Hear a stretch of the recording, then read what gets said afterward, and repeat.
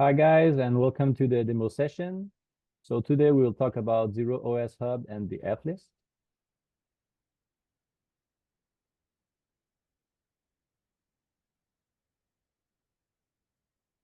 So as a starter, you can see that there is a manual guide on Zero-OS and the Flist. Actually, there's quite a couple of guides here, so it's a full section. You can read about it, and you can see how to use the API token, how to register, then how to convert Docker to Flist. So quite a lot of stuff is in there. So have a look. So today we will be introducing the ZOS Hub and the Flist, and we will also show how to use a concrete example with Memos. So we will present you Memo a little bit. You can have a look, and then we'll make a quick demo with the Flist. So we will show you how to start from a Docker image and then have it turned into an Flist and then deploy a VM on the grid. Lastly, we will finish with a discussion section if you guys have any questions. So let's start with some introduction. So the Zero-OS Hub, it's a really nice feature of the grid. Actually, it proposes an easy way to distribute Flist files. What are Flists? Flists are databases of metadata that you can use in any Zero-OS container or virtual machine. So you will see the concrete example today. It's really convenient. So a couple of features and benefits. So you can authenticate via the ThreeBot with your ThreeFold Connect app. So this is very secure. And then on the hub, you can upload your files. So you can have compressed files, and the hub will convert it automatically into an Flist. You can also have a customized Flist, and you can also convert Docker images and tar files. So this is really useful, and this is what we will use today. And also you can upload homemade Flist, which is what we're going to do. We'll make a Docker image, and then we'll convert it into an Flist. So a little word on Memos. So Memo is a privacy-first, lightweight note-taking service. So today we'll show you how to turn a Docker file, a Docker image of Memos, and turn it into an Flist. But this can be done with any other kind of app or different deployment. So a little bit on Memos.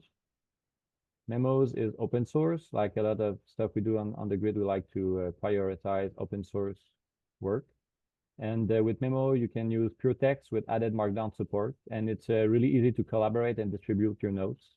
And it's using a RESTful API for third-party services. So it can be quite useful for different kind of use. So it's really just to show you how to use the basic Zero-OS Hub and the Docker. And we'll show you how to use Memo in this case. So right now, we'll go to the demo time with Scott. So Scott, here's to you. All right, thanks so much, Meek. So yeah, let's get into it here.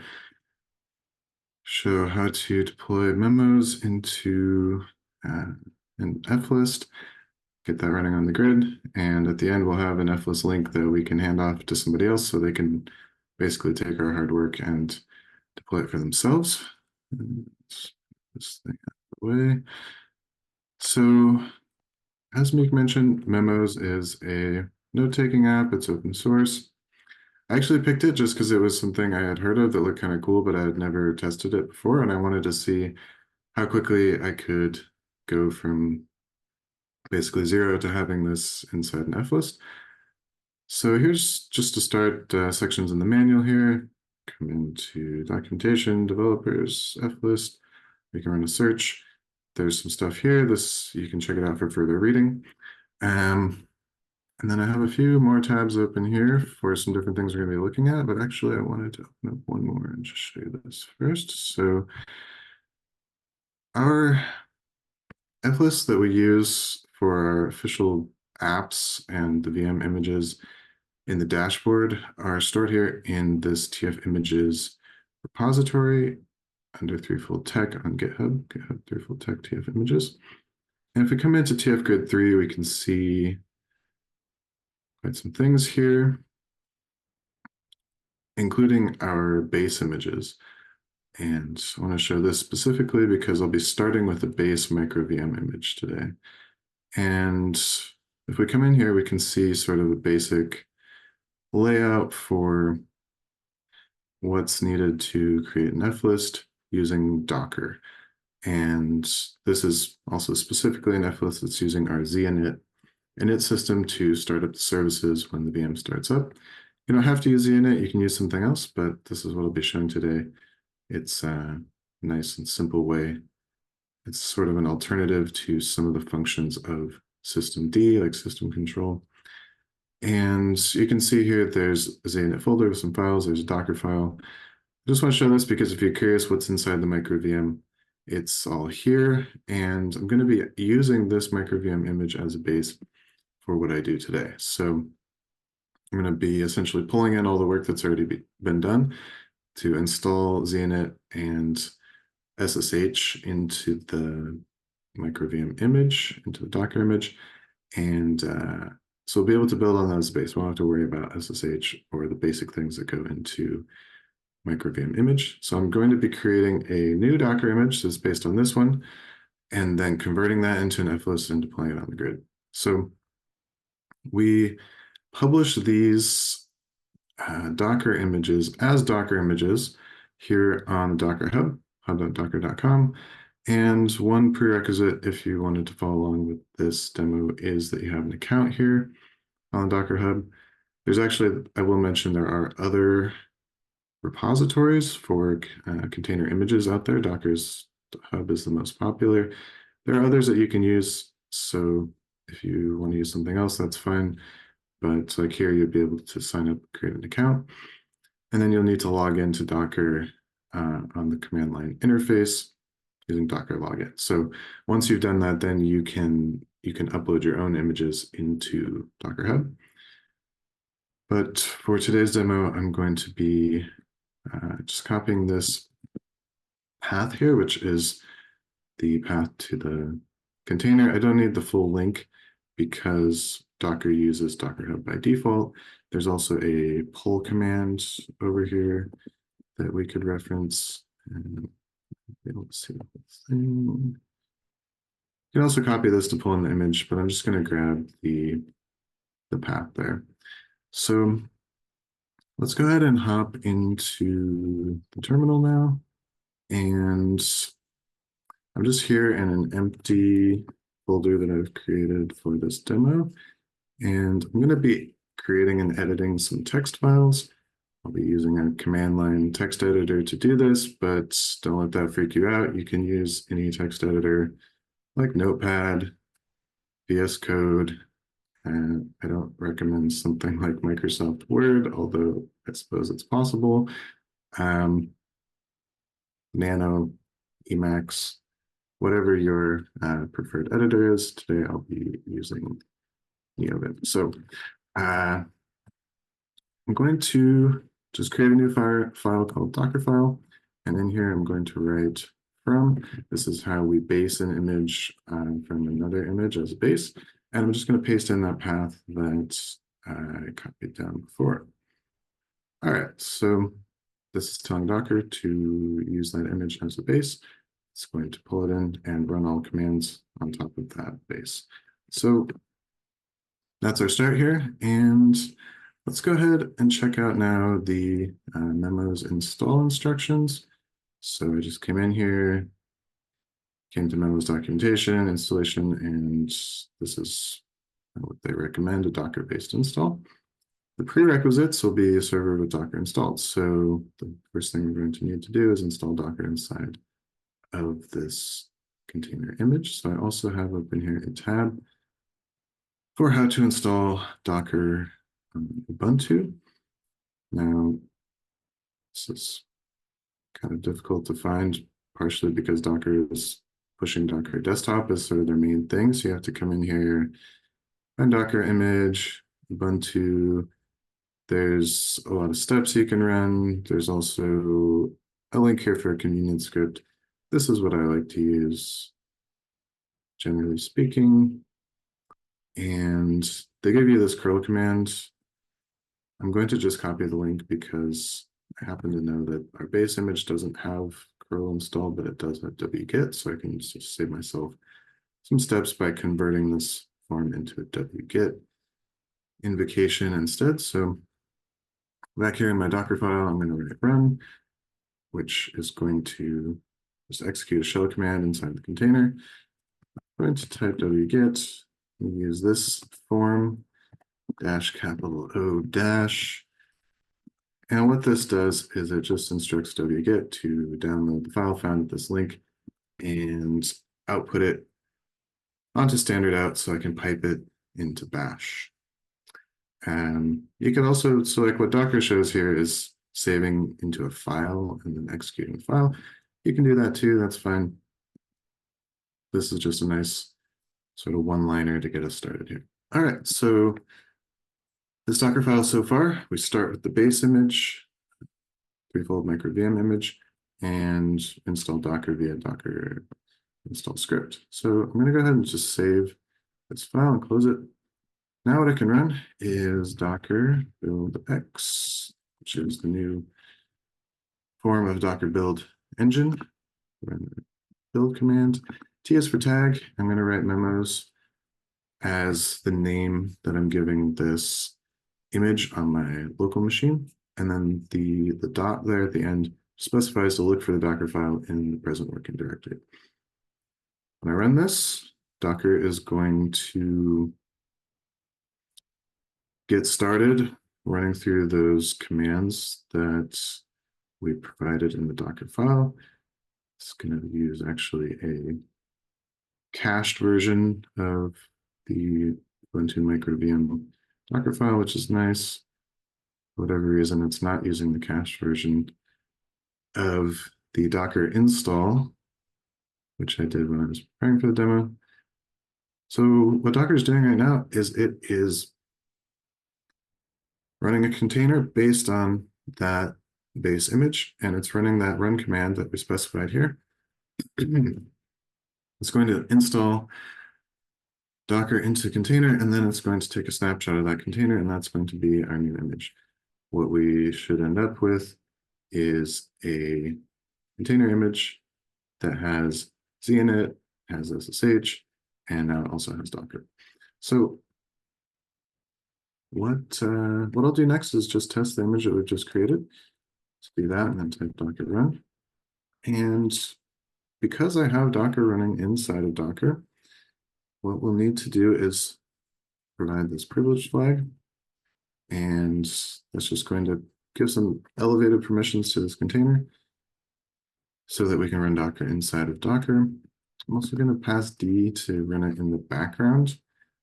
That's because this container has an entry point of zinit. So if I just start this container up with a shell, then zinit's not going to run. So I want zinit to run. This container is going to run in the background like a VM would, and then I'm going to get a shell into it separately. We can actually use SSH here locally in the Docker environment. I'm not going to show how to do that because it's some extra steps and makes things more complicated, and it doesn't really gain us anything. Pretty much the only reason you'd want to do that is if you were testing the fact that you have SSH working inside your container. But we already know that SSH works because we're using that base image. So when I start this up, Docker's going to go ahead and run this container in the background. Ooh, I have some cruft here, so let's go ahead and clean this up. I'm going to just run docker stop and use a little shortcut here to stop all of my running containers. And then let's clear the screen like that never happened and try again. So here we go. So this is just in a nice fresh environment. There's no harm in having other containers running on your system. It just complicates things for you because you always need to make sure you're looking at the right one. And hey, it wouldn't be the first time that I did something in the wrong container and confused myself. So we'll just keep things simple for now, start with like a fresh environment.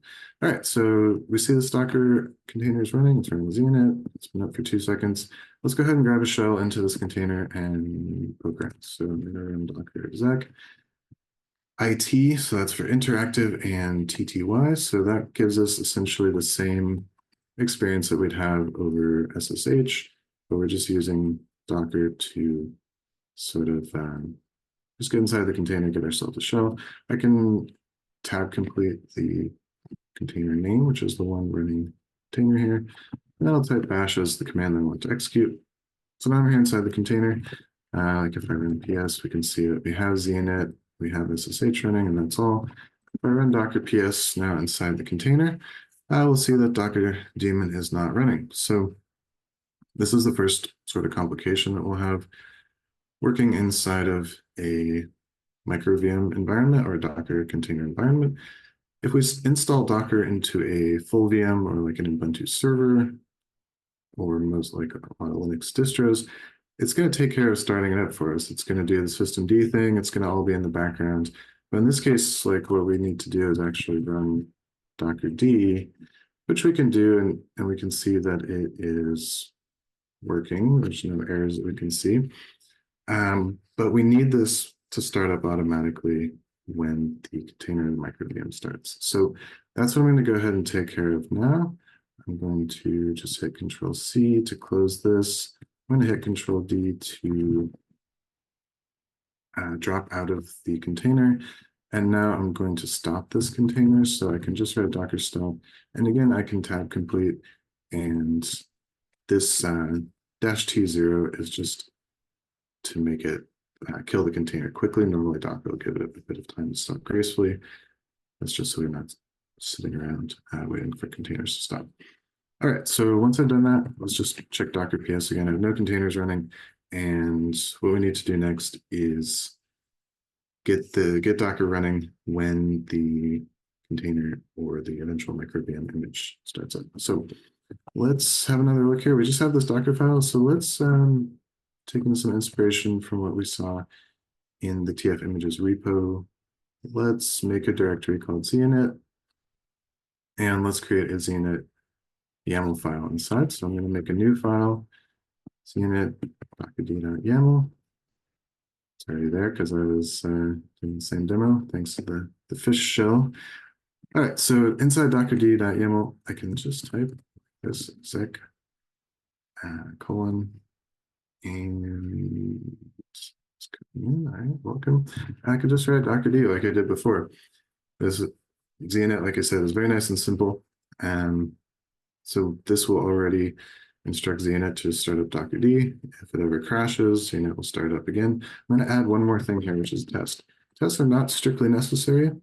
Zinit will start processes up again if they ever stop, but the test is going to be helpful at the next phase when we are adding the command to start up the Memos container.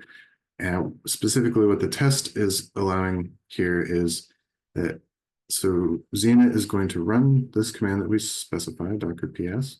If it returns successfully with no error, then Docker or zinit will consider the service to be up, and other services that depend on the service will then be executed. If it fails with an error, docker ps, like it did, if you remember when I was inside the container, I typed docker ps, it said Docker daemon is not running. That's an error. So if the error happens, zinit will consider the service not be up yet, and it won't start any dependent services.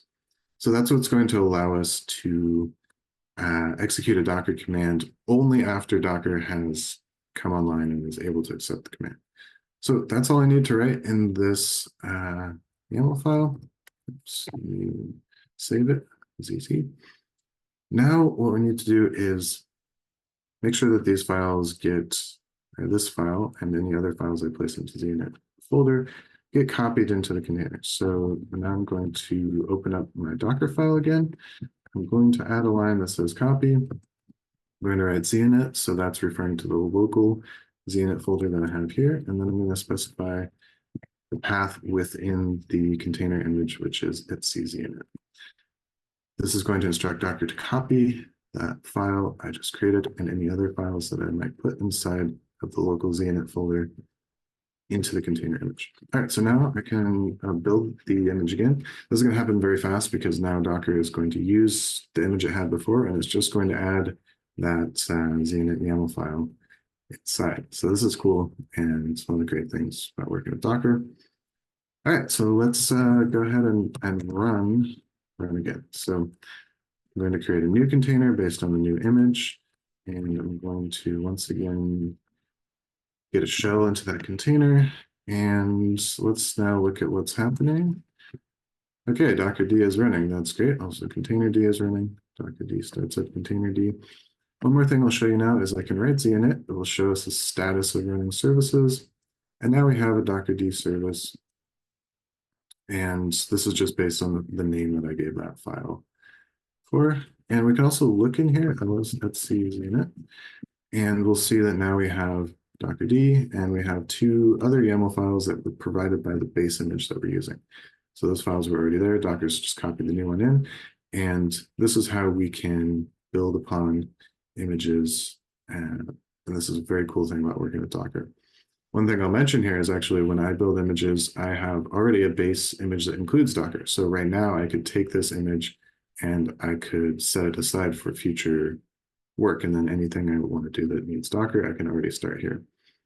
Actually, my Docker image is a little bit different because when we install using the script, it brings in a lot of stuff that a few things that we don't need, including like the tools to build images, which we don't need inside of our micro VM deployments, which are just running Docker containers. So that's a lot of details, I know, but there's some different things you can do to tune your containers, make them nice and lean. I just mostly want to mention like what I'm doing today is showing things in a simple way, but there's further refinements you can make to just reduce the size of your images, which is always nice. They'll move around faster and start up faster and things like that. All right, so the last thing that we need to do is get Memos actually running inside this container, this container image. And a lot of times what I might be tempted to do is go just run that command to start up Memos here in the shell and see if it works. But let's instead just try it with zinit and inside our Docker image first. That's a fun way to challenge ourselves. So, but it can be nice, like especially with a more complex deployment, you can test things inside your container. And once you get it working, then you can take those steps and sort of copy them into your Docker file. So that's one way of working. Also, you can always work inside of a micro VM on the grid if you have some questions about how things will ultimately work when you deploy. So here's the command for how to run Memos. This is a Docker run command, like before, like we're using. It has the -d, which is going to run it in the background. It's going to give a name, use a volume to store some data persistently, and we're going to publish a port. This is what will allow us to access the Memos app. And this is the image that the Docker image that's in use. So I'm just going to copy this. I'm going to come back now here and let's do a Docker stop. And I'm going to edit our Docker file. I'm going to create a new service, and what it's going to do is on the start of the container, after Docker has come alive, it's going to execute this command just once. And the reason for that is that this memos command that we see here is actually enough to keep this service running. And basically, indefinitely. Actually, there's one small thing that we'll need to add, but we don't need to. This is not a command that will exit and that we'll need to restart. This is just a command that instructs Docker to run this container. And once we've done that, we don't need zinit to be waiting in a loop in case it crashes or something like that. Docker's going to take care of that after you run this command. So it only needs to run once.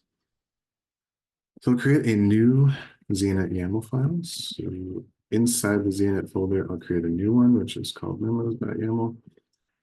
Again, I'm going to write an exec line. This time I'm going to use the pipe character, which just allows us to write a multi-line string. And we could also just squish it all into one line. It doesn't really matter. It's not your preference. And the one thing that I will add here is a restart always line. This is going to ensure that no matter what happens, like if our VM restarts, if Memos crashes, anything like that, then the service will always be restarted by Docker. So now we kind of have like this sort of a thing in a thing happening where we have zinit is going to make sure that Docker is always running, and Docker is going to make sure that Memos is always running. So this is, we have some code duplication of concerns here, but using Docker inside of micro-VMs is super convenient. We could also set this up. We don't have to use Docker. Like we could, there's certainly another way of installing Memos. We could install it directly inside of our container, but working with Docker is nice. It comes with a bit of overhead, but it's minimal. Now, the other thing I'm going to add here is an after line. Actually, let's just give that a little space. And this is what I was talking about before. We want to make sure that zinit only tries to run this command after Docker comes online. And because we provided that test in the Docker zinit YAML, that will allow zinit to detect that Docker has completely started up. It's ready to accept commands, and then it will only run this after that. The last thing we want to do actually is provide one shot true. This tells zinit to only try to run this command once. Actually, if it tries to run more than once, it's going to fail because of this line where we specify a name. So Docker will refuse to create multiple containers with the same name. So this command can safely run more than once, but if we don't give one shot true, then zinit is just going to sit there running a loop, and that's not ideal. It's in this, with one shot, you'll still get additional execution if the VM restarts. So just a note here, if you're using this, you need to make sure that your command is safe to run every time the VM restarts, but it won't run multiple times during the course of a run. And is there a reason for the square brackets around Docker? Yeah, good question. So I actually forgot this the first time. I had to fix it. This is a list, so you could specify multiple things in here, like if it was Docker D and like SSHD, for example, if we just, it's not much reason for that, but if you wanted to, you could do something like that. Yeah, so you can specify a list of multiple services that should be started before this one. And that also reminds me, I have here open. So zinit is a product of ThreeFold. It's here on GitHub, ThreeFold tag zinit. If you come in here, you can see some documentation, and this shows us that after is a list. In YAML, there's two ways of writing lists. So you can use the form here or the form like I should. There's some other information in here that might be useful if you are building Flist with zinit. The full specification is here. Test one shot. After, there's a few other things that you might want to use, but I don't want to go too much into the weeds of zinit today. Yeah, that's a great question. Thanks, Meek. So actually, one more thing here that I noticed is, for whatever reason, Docker doesn't like to do this for either for root or something about the environment that we're running in. I'm just going to change this path. What this volume command does is it mounts a folder, a local folder inside the container or VM in our case, mounts it into the Memos container. So the Memos apps need to store some data. To make this data persistent, we're going to specify a path on the VM in our case that will get mounted inside the container. I'm just going to change this to be /memos. I mean, we could write really anything that we want here. You know, inside of our container, the user is root, so we could put it like this. Maybe that's a bit cleaner than having it in the home folder. It doesn't really matter. This is just to give a place for the data to be stored. And like if we wanted to back it up or something like that, we might want to look at this folder, copy it. All right, so with that, I'm going to save this zinit. And then the nice thing is that because we have these in a folder, again, remember zinit folder, and we specified a Docker file to copy the whole folder, I can just run, I can build again, I can type it, and it'll happen again like before. all the YAMLs will get copied in there. So now if I run this container image again, I can go ahead and get a shell inside just to see what's happening. Run zinit. You can see now Memos is running. That's nice. And also show for troubleshooting, sometimes we might want to see logs, so we can write a zinit log Memos and see what's happening. And it looks like it's probably still pulling the image. This can take a bit of time. Let's go ahead and drop out of here. We'll now have a look. So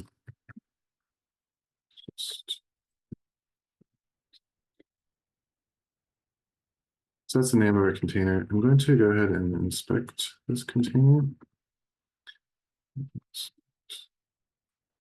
Now, there's other ways of doing this in Docker. You can expose ports into your local machine, but I'm just going to show right now is how we can find the IP address of this container.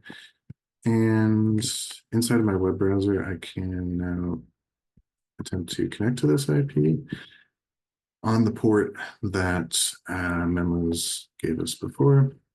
Oh, yeah. And there we have it. So this appears to be working. Let's just check. All right, so this looks good. I'm going to demo Memos any further right now. But now we see that we have Memos running inside of a container. It's starting up automatically thanks to zinit. And that's pretty cool. So I'm going to go ahead and stop this one. And I'm going to go ahead now and upload this to the Docker Hub. So to do that, I'll need to do one more step. So when we upload to Docker Hub, we need to use a path that includes our username. Docker's not just going to let me create a container image called Memos in the global sense, like we have, like if I run Docker run Ubuntu, that's at the top level, but like I saw before when I used the threefold dev container, that I use that slash in there. So we need to tag this image. An image can be tagged in multiple ways. The way to do it is Docker tag, and again, just autocomplete here. So what I was using is Memos, and I just want to tag that image to also be called, or to be called instead, my username on Docker Hub /Memos. So when I do that, now the image is called Memos, and I can now upload via Docker push like this. Okay, so this is going to take a little while because this image is actually fairly large, 500 megabytes.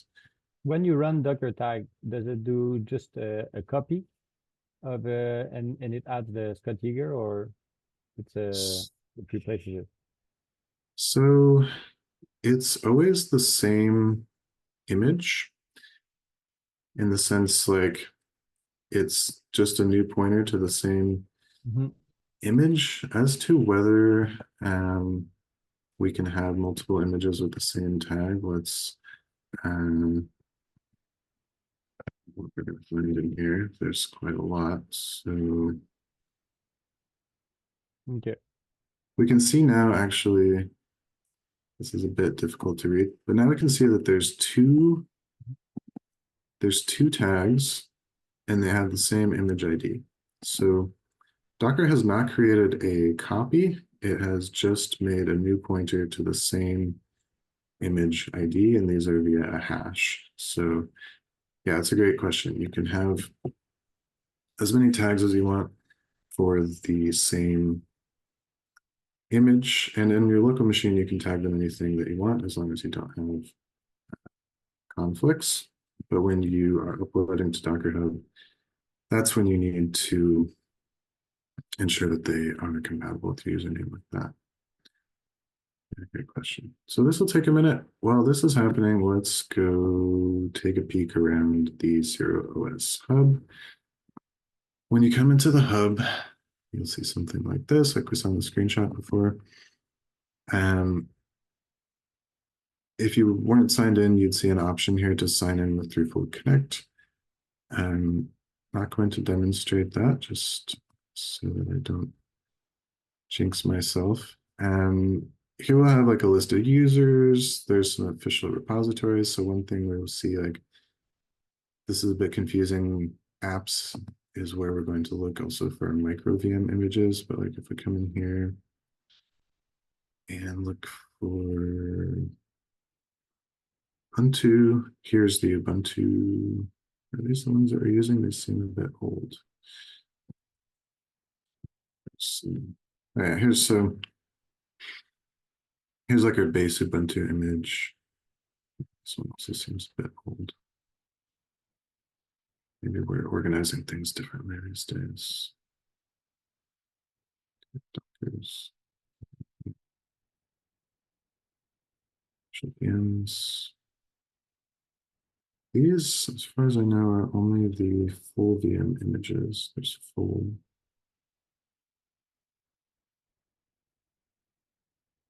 I have a question for myself because I thought that all of our micro VM images should be in here, but I can see that a lot of these haven't been updated quite some time. Some of them have. Anyway, there's some FLists in here. You can go and poke around. If we were curious which FLists are being used in all of the apps in the dashboard, we could go into the dashboard repository and have a search through the code. I'm not going to do that right now. The thing of interest, especially to us right now, so like I said, there's this customized thing. I actually haven't tested it yet. It allows you to merge FLists. It kind of brings in like some of the features of Docker where you have these layers into FLists. But specifically what I want to demonstrate is how to convert from Docker. So here we can provide an image name if we just give a path like Ubuntu, like is shown here in the example. It will default again to Docker Hub, but if you're using a different hub, a different repository, like GitHub container repository or something like that, you can put in a full link here to your image and it will get pulled in. So let's just check. All right, so we have uploaded our image to Docker Hub. And with that done, I can now write in this box the same tag that I gave before. User/memos, and that's now going to refer to the same image that I just uploaded to Docker Hub. Let it convert. And now what the FList hub is going to do is going to download the image from Docker Hub. It's going to extract it and convert it into an FList. Thankfully, this happens pretty fast. We get a nice fast connection on this server. And decent CPUs and all that, so it's going to do that pretty quickly. While that's finishing up, I'm going to go ahead and come to the dashboard, which is where I'll do the demo deployment. In here.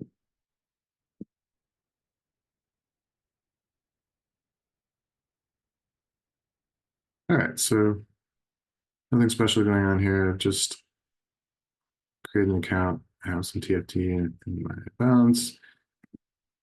I've got an SSH key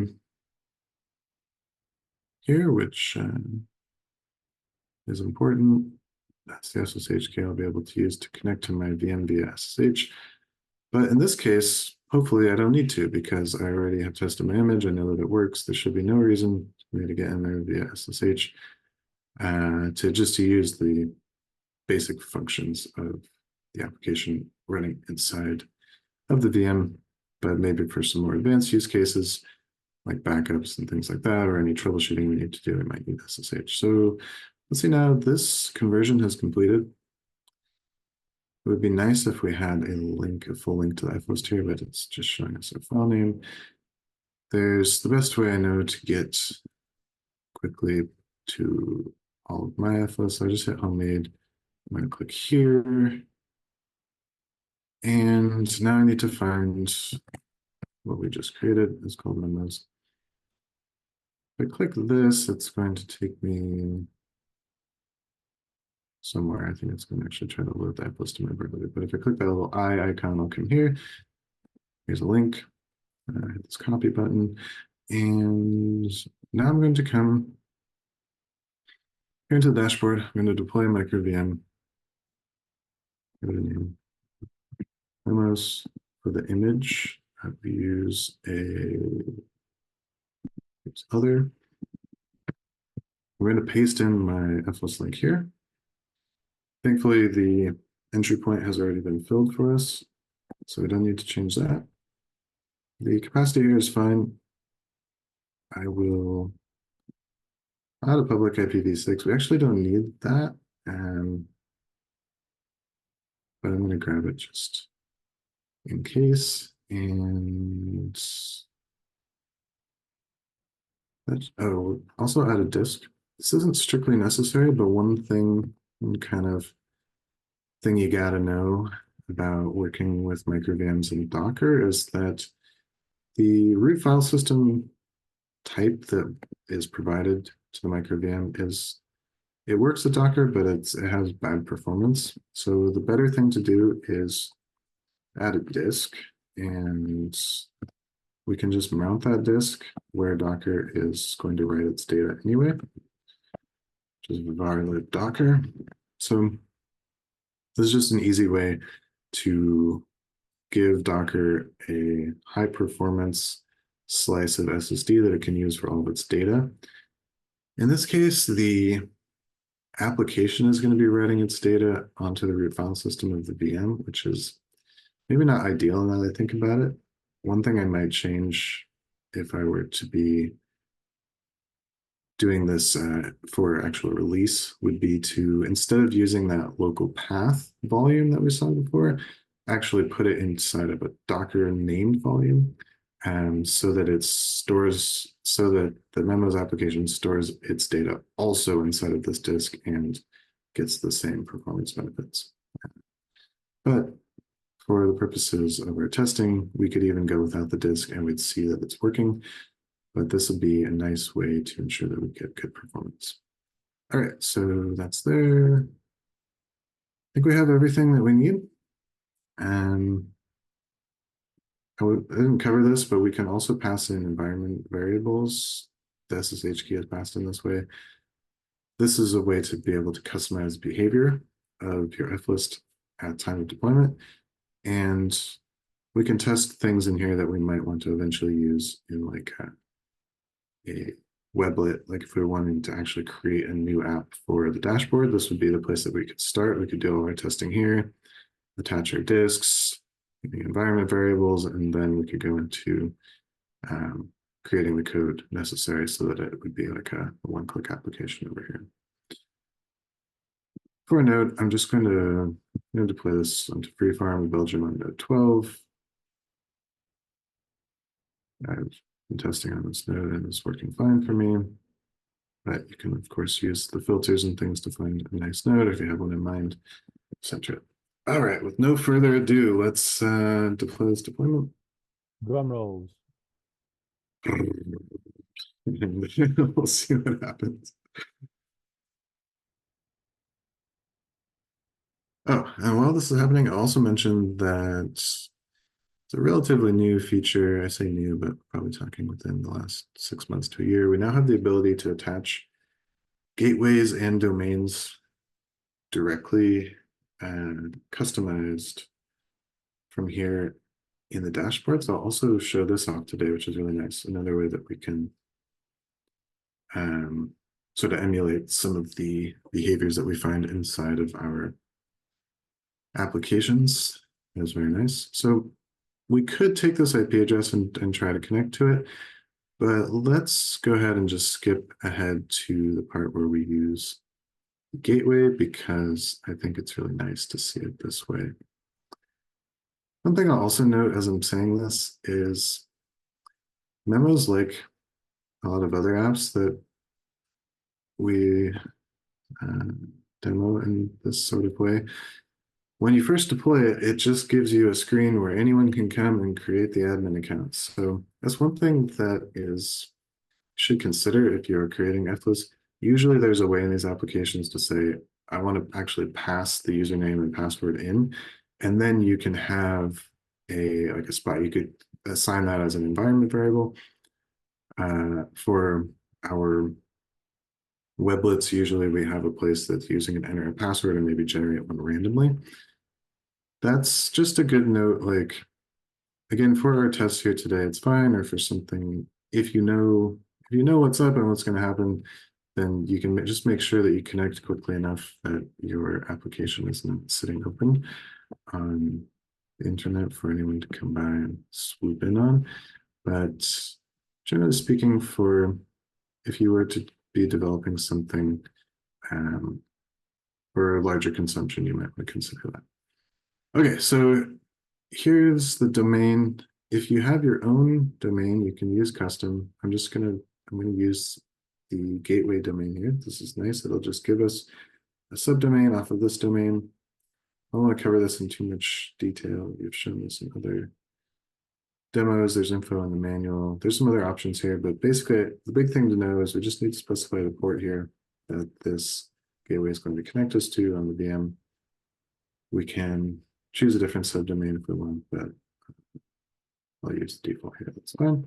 And that. So this will take just a sec. Would it be useful to use TLS pass-through in this deployment? So in this case, we don't have TLS inside the image. At least I don't think that we do. And that's often going to be the case with apps that you come and find. Like, usually it'll be extra steps if you want to provide TLS inside of your image. One way to do this that we like and have shown before is using Caddy. So we could put Caddy inside the image and have Caddy terminate the TLS, the HTTPS, that encrypted connection, and then we could pass it through if we wanted to. That, you could say that could add some additional security. Otherwise, the node itself is going to be terminating the encryption, but the connection between where that happens and to the workload is happening over WireGuard. So you do still have a fully encrypted path from the workload and serve the web server running there and the user. But yeah, that's somewhat of an advanced use case if you want Okay, so now I should be able to come to this link here. And again, I can get myself an account.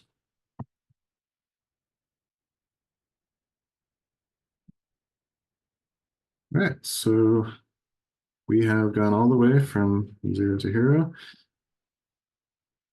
We've created an Flist, we've deployed it via the dashboard. There's just one thing left to do here, which is to dark mode. There we go. Okay. That's better. Yeah. Now we have completed the full demo, and well, actually, here, let's just make sure that it's working. It looks like What's that? It looks like a nice application, Memos. Yeah, I've heard good things about it via the self-hosting community. So I made a little update, and I can also come on and say, like, that's kind of lame that we just said hi. Oh, no, let's here we go. Okay. Blast off to the moon. All right, so that's the demo for today. And I'll go ahead and open up for any questions if there's anything anyone wants to ask that might need to show something on the screen. Yeah, we're close to the 1 hour mark too. So you guys have any questions? I don't think you will add any questions. It was too much information. It's there.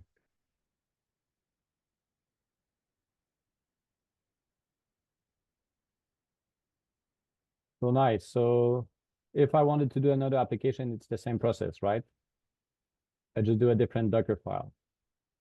Yeah, so depending on the application, a lot of them will give you this Docker run command that you can use. Some of them will give you a Docker compose file because they have multiple pieces that are working together.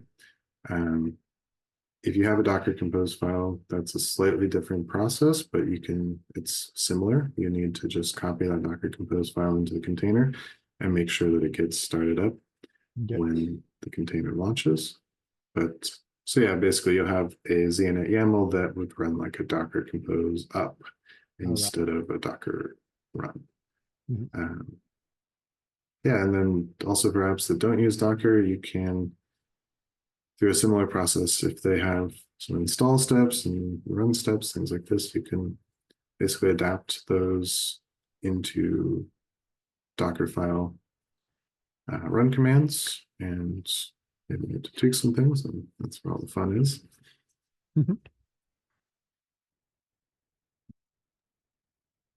So thanks, Scott, for the demo.